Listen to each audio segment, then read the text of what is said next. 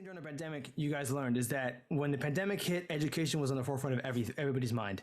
They wanted to learn and stay ahead of the game, or they wanted to keep mastering what they could do. They wanted to be hands-on. And what's the beautiful thing about this industry is that a lot of the guys that are in this, that are committed to this as a career path, not just this is a job to make money, but as a career, they dove into all these new programs. They dove into things that they wanted to learn more of. They watched YouTube videos. They watched our talks. They watched our podcasts. They watched manufacturer trainings directly. I got a ton of certifications during COVID, which is awesome. This industry has a way of throwing, humbling you in really embarrassing but learning ways, and you have to be willing to accept that you don't know everything and that you're going to make mistakes, and that's okay. The right time, the right moment.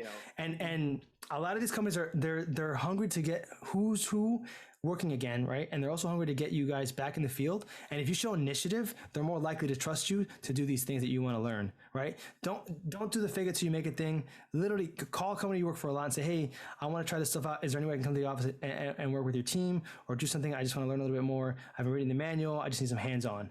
That initiative, that kind of step forward, I promise you will take you super far in the industry with that client as well as other clients down the road. It's they're hungry, they ask a lot of questions, and they don't come in with an ego.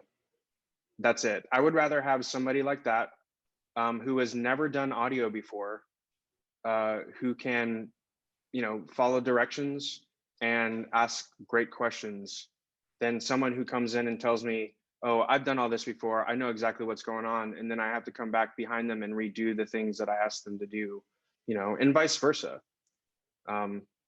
It doesn't take much other than a good attitude to make it in this business, Yes, like audio, video, lighting.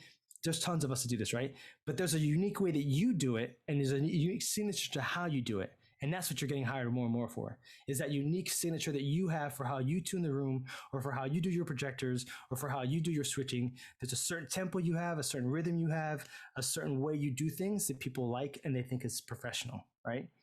And that's when you get with experience. So master things to gain the practical knowledge, get the theory of how things work, and then gain the experience to create your own unique signature so that people hire you for that method, right?